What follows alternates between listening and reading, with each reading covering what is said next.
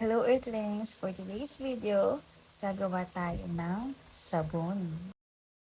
About me and you, and I think to myself,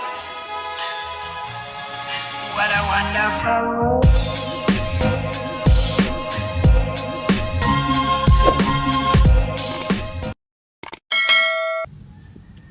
Ngayon, napagtipan ko gumawa ng sabon. Yung sariling gawa ko talaga. Gusto ko gumawa ng moisturizing soap.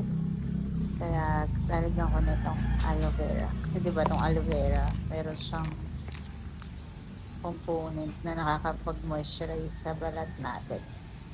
So, ayun. Pitas lang ako dito sa garden. Ayan, feeling ko marami na yan.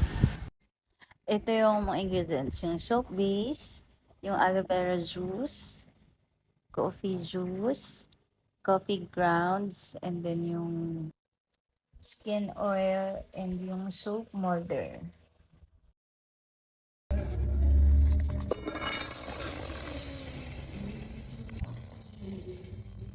Start tayo sa pagtunaw ng soap base. Ayan. So, mekos-mekos lang natin yung siyang na matunaw siya. So, wait lang natin yung matunaw. Dinudurog-durog ko na rin para makat into smaller pieces. Mas madaling matunaw.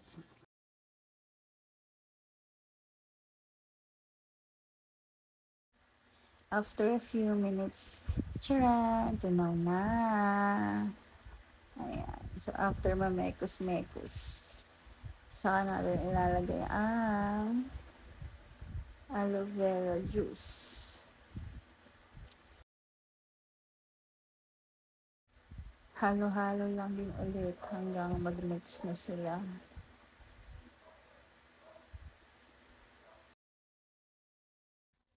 Ayan, tingin ko okay na yan. Saka natin ilalagay yung skin oil.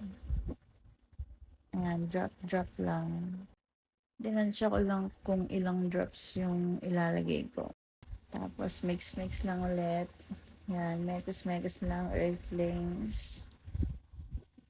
Ayan.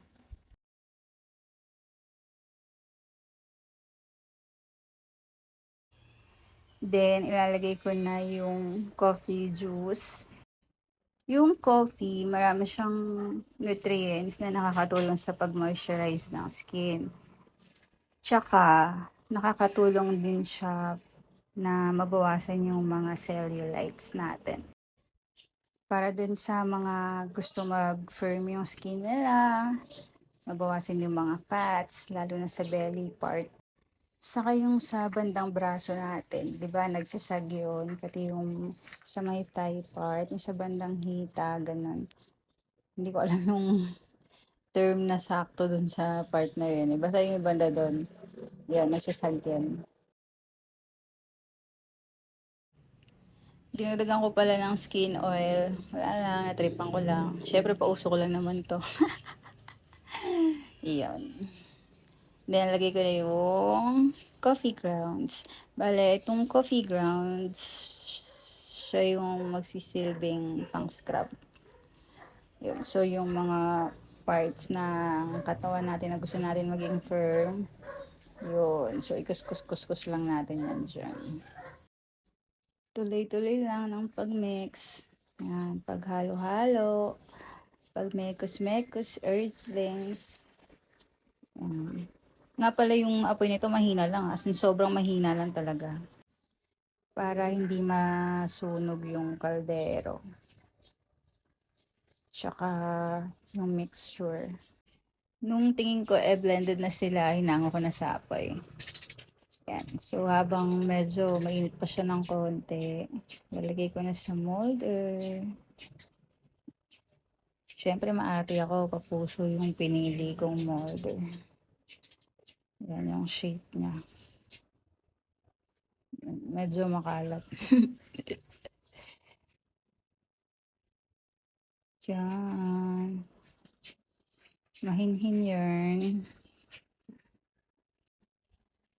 Ayan. And then yung mga lumalagpas sa molder, ayan, sinisinop ko lang. So, after ko mailagay lahat, ayun, yung mga natira, doon ko nilagay sa tupperware. After 2 days, ayan, nag-set na siya. Yee! Excited na ako. Tatanggalin ko na sa molder yung soap na ginawa ko. Ayan, napansin ko, pumunta sa ilalim yung mga coffee grounds.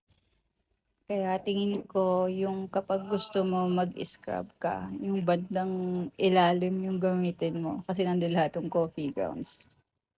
Yan, para ma-exfoliate yung skin. Ang lambot nila, halatang pang moisturize talaga. Charan!